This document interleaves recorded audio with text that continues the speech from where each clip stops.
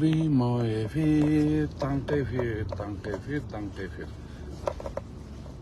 На, тағын отам. Танк эфир. Да, бір кіші кірді. Екі кіші кірді. Азамат Айтбаев, салам алейкум. Азамат Айтбаев кірді. Расулжан. О, Расулжан, как всегда, мой смотрит эфир. Рахмат, Расулжан. Всегда смотришь мой эфир. Дағы алты кіші кірді.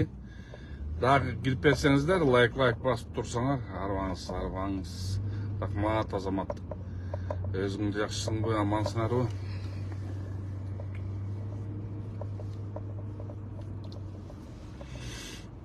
Так. Алекс сильный. Ух ты. 8 кіші эфирде. Так, Свердло азыр обращение министр внутренних дел болот. Анан кийин все-таки мал СИЗОго эле эмнеле мынчалык ровдулар, уудулар, грувдулар тыкканына эмнеле мынчалык жакшы көрүшөт түшүнбөйм да. Баягы эле тема коллекторский компаниялар болуп калган деген сөз. Асхат Эсенкулов, салам алейкум. 11 киши дагы бир эмеден эметип койсоңуздар, аудиторияны чоңойтуп алалы. Рахмат, Алекс. Вам тоже хорошего дня. Давно галстук не носил. Но сегодня встречи. Так.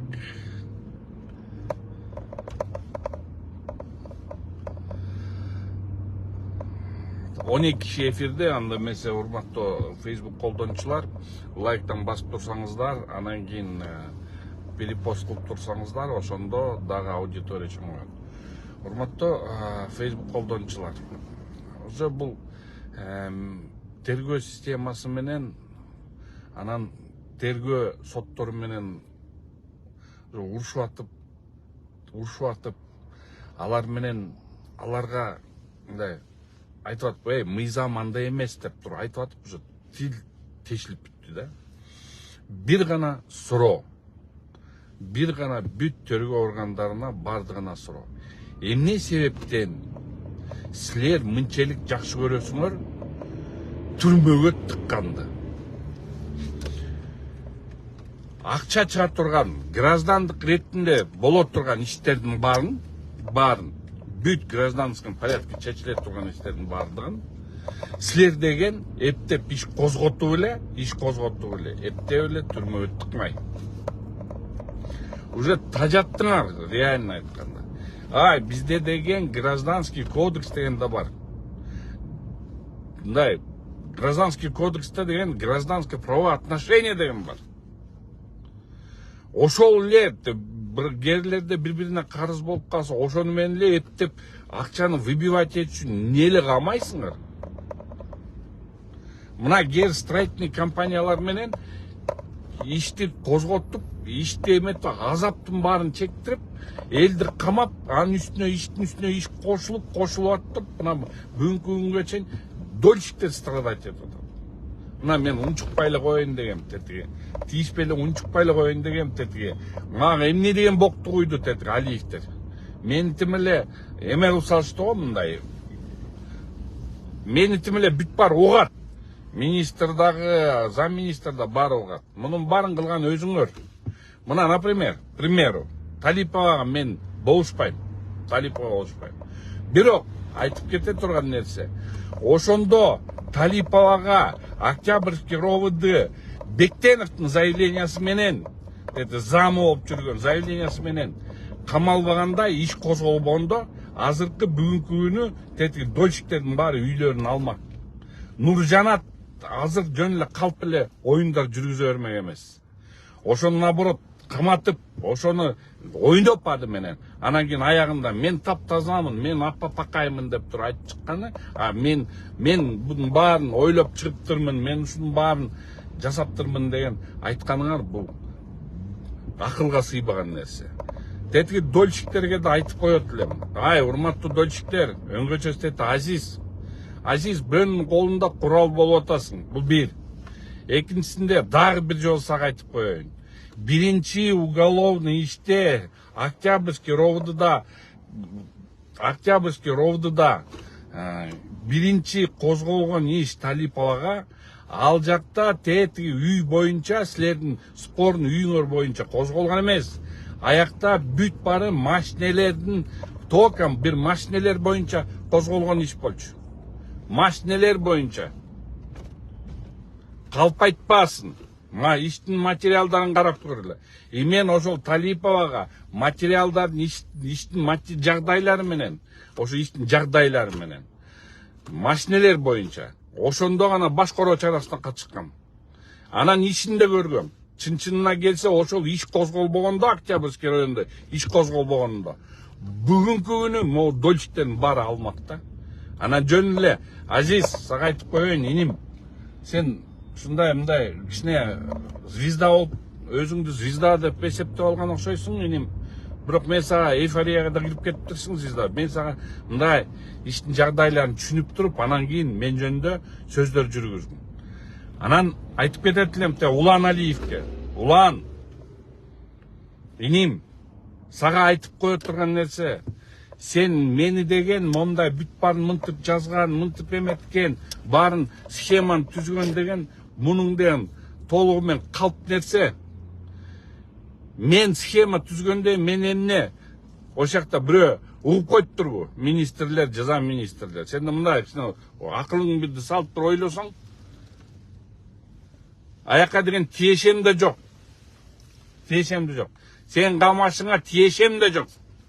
Эмне эле жин мындай ойлонбой туруп эле сүйлөп атасың. Мейли, билгениңди кыла бер. Колуңан келсе, колуңан келгениңди да кыла бер. Колуңан келгениңди кыла бер. Бул деген сенин конституциялык укугуң. Мен сен жөнүндө ты мне не интересен, Алиев. Улан, ты мне вообще не интересен.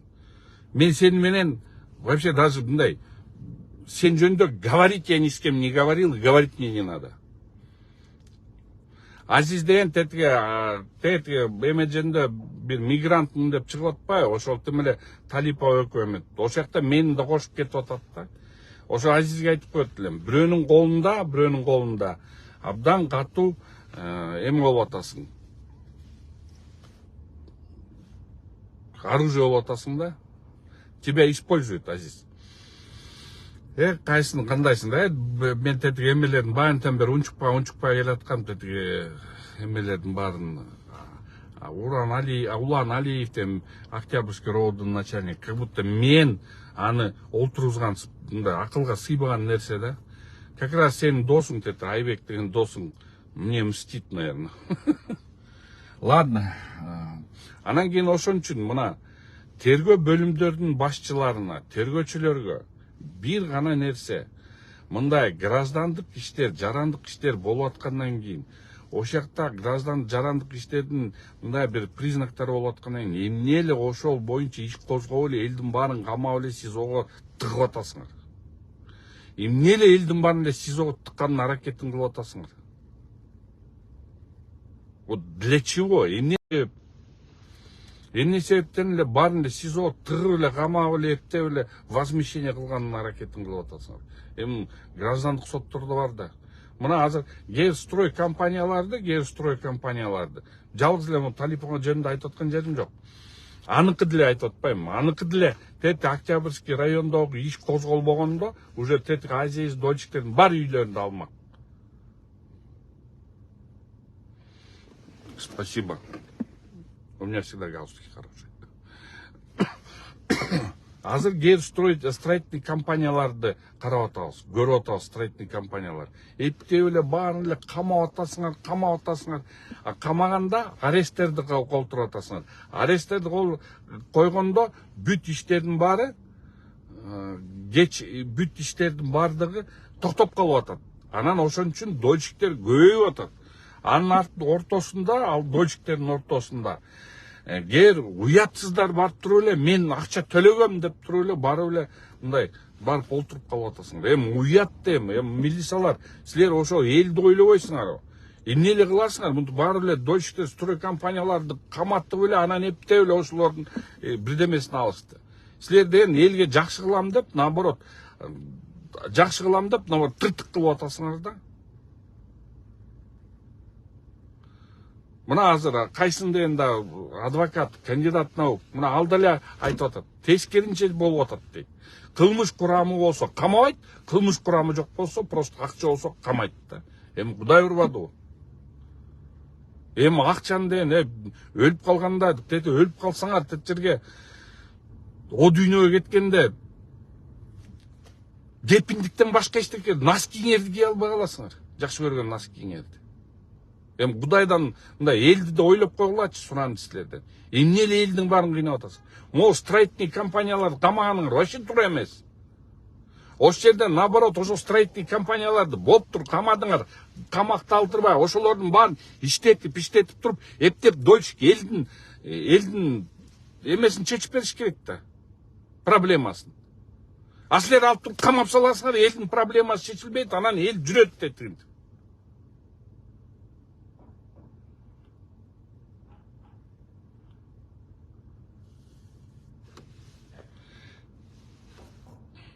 Кундуз, мен эме жөнүндө айтып аткан жерим жок. Негизи айтам, иш козголбогондо, баары алмак. Азмондук ызы чыголмок эмес. Анан наоборот, ошол жерге иордандыктар дагы, иордандыктардын ошол жакта представитель дагы өтө калктын баарын согуп келди. Камчек Кыдыршайычка Алиев боюнча вообще туура эмес маалымат беришкен. Вообще туура эмес маалымат. Иштин жагдайларын эле карап койбойсуңар. Анан туруп алып туруп, мени тим эле боктоп эле бүттүңөр да, өлүп бүттүңөр го боктоп эле. Мен андайга көңүл бурбайм.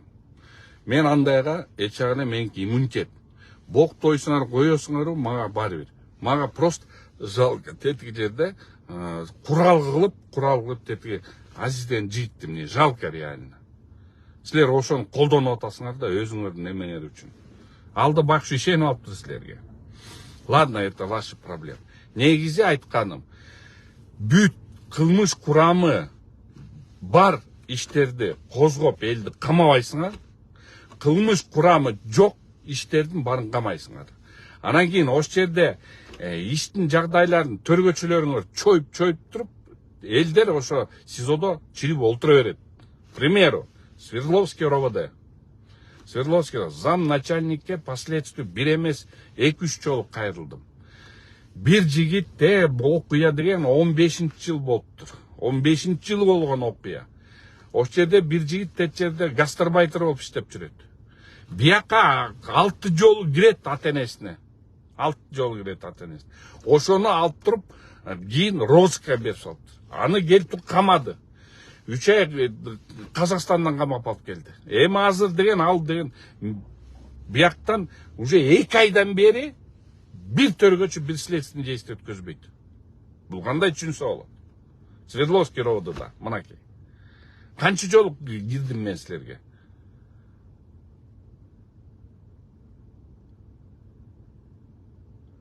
Мына канча жолу кирдим ошол жака? Сурандым, пожалуйста, батыраак. Силердин эмеңер, мен силерди актоо деп аткан жерим жок. Силердин мыйзам талаптары ушундай. Силер келгенде потерпевшилер чогултушаңар керек Свердловский РОВД. Мен төргөчүлөргө силерге зам последствий сагайтып атам. Алып келиш керек. Ошону алып келгенден кийин тергөө амалдарын өткөзүшүң керек. Сот 2 жолу сага предупреждение берген силердин төргөчүңөргө. Ошондо барып алып туруп 2 айдан бери бул опознание өтүп коюш керек. Очный ставка өткөзүп коюш керек, обвинение предъявлять этип сотко кетириш керек.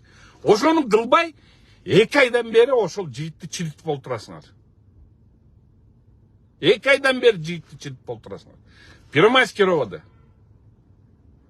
Алмаз. Иним. Канча бир ровдуңа, гомуңа бир иш түшкөн. $78,000 нагляк кидать этип машинаны урдап кеткен. Состав бар, мошенничество бар. Төргөчүң. Мен азмонуна иништер келип атат. Эмне кылып алдыңар деп туруп тиги тарана. Эмне кылып алдыңар? Биз силерге мына акча беребиз. Алдамчысыңа алдап кеттік ха деп тұрып, бізден төргөчөлөргө беріп қойдық, төргөчүн ишти прекращать етіп салды. Епте отып чуркап жүрүп, мына Первомайский прокуратуранын аркасымен тимиле ызылдап жүрүп туруп, эптеп кайра могу ишти отмена кылдырып атам. Ошол боюнча кылмыш курамы бар, аны камабайсыңар. Камабайсыңар. Анткени тиякта акча бар. Кылмыш жок. Кылмыш жок. Бири-бирине карыз экен. Бирөөсү келип алып туруп, мен сага деген ошондон 10% берем десе эле, алпак түрлө камап салып атасыңар. Эмне деген балеге келдик деги. Эмне деген балеге келдик деги. Ой, токтоткулачы ошондойуңар, токтоткулачы. Азаптың барын чектирдиңер го.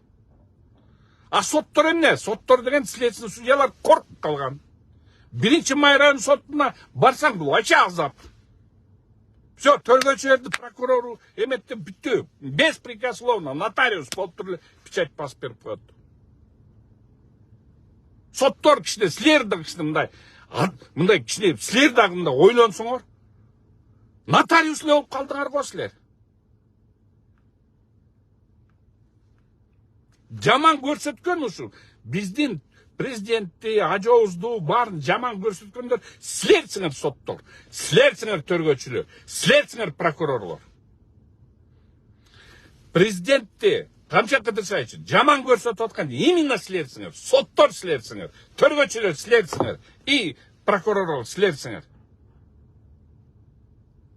Бетиңер жок мына силерге айтып эле коеюн. Элдин кыжырын кайнатып, чычкысын келтирген силерсиңер, төргөчүлөр, соттор, прокурорлор.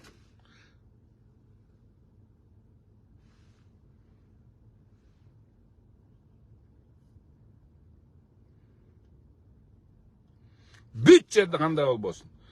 Эл наразы ошонго болуп атпайбы?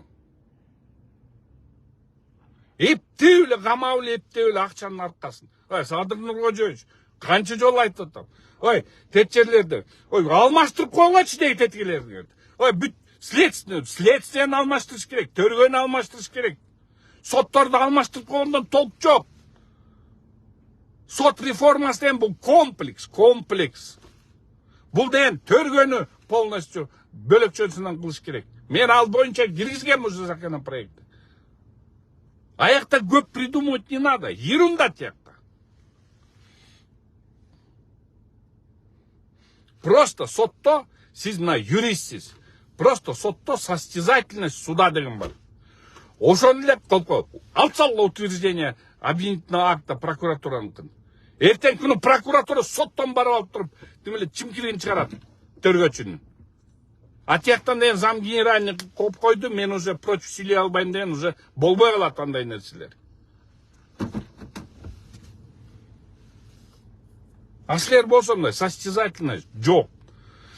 Тияктан эле чыркыраган эле кыйкырган биз эле адвокаттар чыркырап эле кыйкырабыз. Башка толк жок. Аякта көп нерсени керек жок придумать эткен. Садыр Нуркожоевич, Нурлан Шакиев, иним, мындай, биякта ничего придумать не надо. Просто уголовный кодекска, просто утверждение обвинительного акта прокуратура не делает. Следователь сам является процессуальным лицом, сам отвечает за свое предъявленное обвинение дегенде, ошондо прокуратуранын усоосу барып туруп гособвинительдер. Тияктан тимеле итакмагын чыгарат төргөчүнүн. Ошондо туура болот.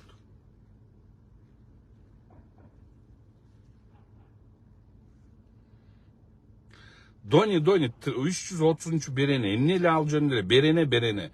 Личкага жазып бер, мен личкага эме дейт.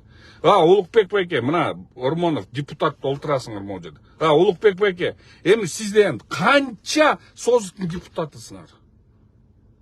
Ошону силер эми кичине сотто оңдойлу да. Ошол жерде эле жөн эле кино кылып олтурбагалачы ошо.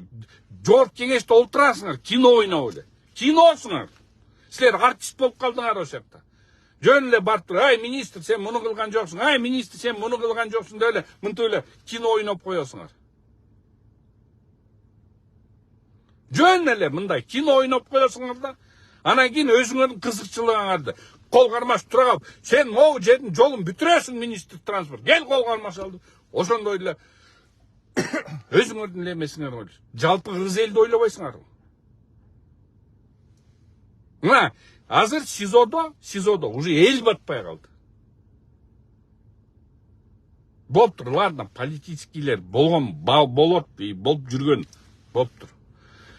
Особо опасныйлер бар, аларды камаш керек. Тяжкилер, опасныйлер бар, аларды камагыл. Эми мындай мошенничество деп туруп эле элдин баарын эле мошенничество менен СИЗОнун жарымын мошенничество кылып салдыңар. Тыгып таштадыңар го. Ал гражданско правовые отношения, аяктан бири-бири менен соттошуп, ким прав, ким не прав. А жогорку кеңеш силерден мына Улукбек байке, силерден жөн эле аякта пиарчы эле болуп калдыңар. Эми сиз го, эми старый адвокат, сиз старый депутат, сиз көп деле жаш балдарыңыз течеде пиар. 100 сомго ишиңерди жасайсыңар да, 1000 сомдон бир 5-6 блогер пиарщиктердин баарын кармап алып эле өзүңөрдү мактатасыңар. Каныбек иним деди руководитель управ делами. Сен дагы пиардын үстүнө пиар. Мо сен да алакым деп туруп, монда жакшы 5-күн жазгандарың алтындай болгон нерсе. Анан кийин эле ар бир басканың эле пиар кылып эле. Эми уже эл деле тажап бүттү.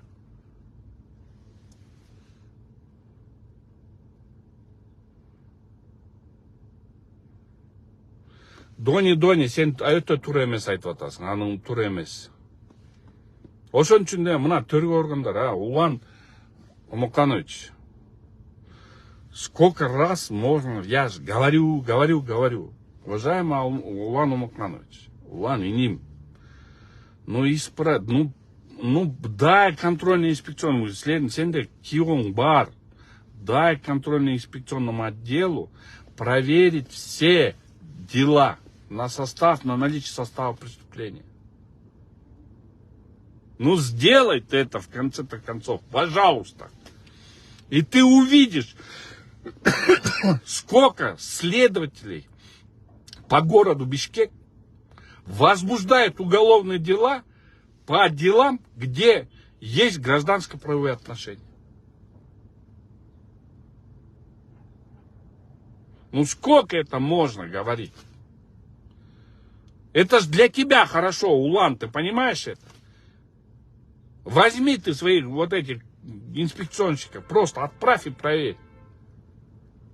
У них только карательность появилась. Элді ойлағылачы. Элді ойлы, өзіңөрдікін пихать етіп отасыңар да.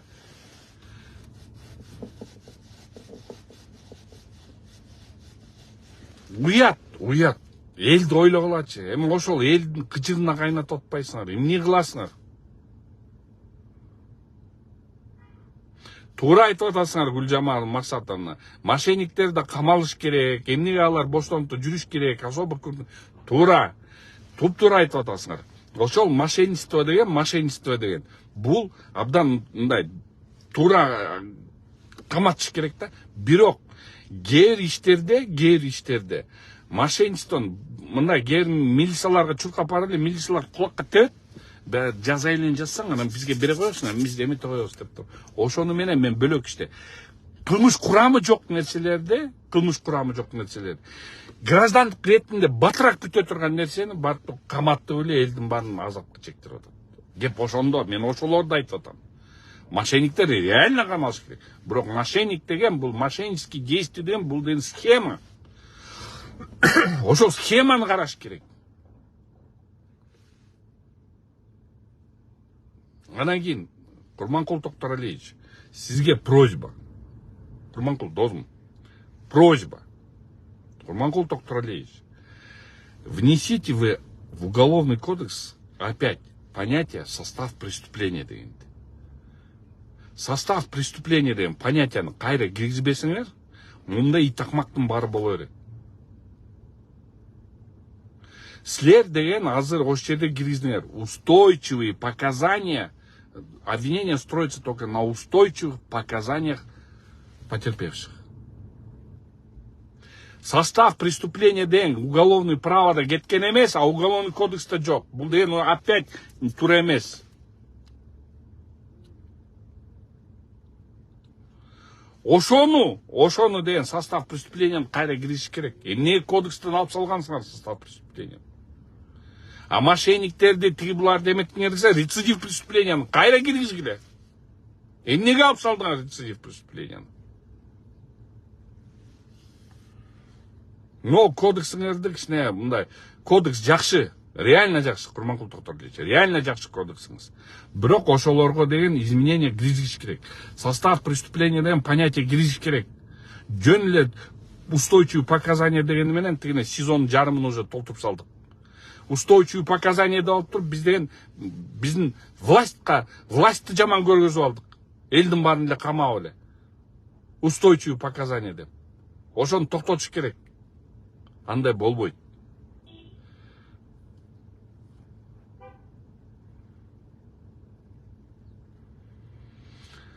Ошон үчүн көп нерселер болот. Ар бир эмеде просто могу прокуратурада тиякта биякта баары иштеш керек. Эртең күнү мындай азыр элдин баарыңар эле эметип атасыңар. Течерде бирөө митинг деп койсо эле аларды кармап атасыңар. Митинг деп айтыштын кажет конституция жазылган. Мейли аны айта берсин. Аны үчүн камаганда алардын да состав преступлениесин карагыла. Анан жөн эле камайт десе эле элдин баарын эле камап атасыңар. Зачем? Для чего? Ошол эл менен мындай тыкыз ошол на упреждение деген бар. Мурда деген ГКМБД абдан на упреждение мындай иштечи. Эл менен МВД да бар болчу ушундай программа. Эл менен алдын ала иштечи. Азыр деле ошону алдын ала, например, элдин кыжырын кайнатпай эле, течерде кыйкыртпай эле, течерде соттун астына туруп алып, боштондук кыйкыртпай эле. Ошондой состав преступления дегенди киргизиш керек. Закондорду кичине мында оңдоп туруп эле, анан тетигилердин нафсилерин тийип туруп эле бири-бирине контролирующий кылып койсоңор, ошондо толук чыгат. Ошондо кереги жок болот мындайлардын баарын камаштын. Ошондой, урматтуу Facebook колдонуучулар, кандай болбосо дагы Кыргызстаныбыз аман эсен болсун, Кыргызстаныбызда тынчтык болсун, Кыргызстаныбызды мындай дүйнө саясатында мындай чоң коркунучтуу нерселер болуп атканда Кыргызстаныбыз ошонго ээлешпей аман эсен алып калалы Кыргызстаныбызды. Кыргызстаныбыз алга, Кыргызстаныбыз аман болсун, Кыргызстаныбыз эң өнүккөн мамлекет болот буюрса. Алга Кыргызстан.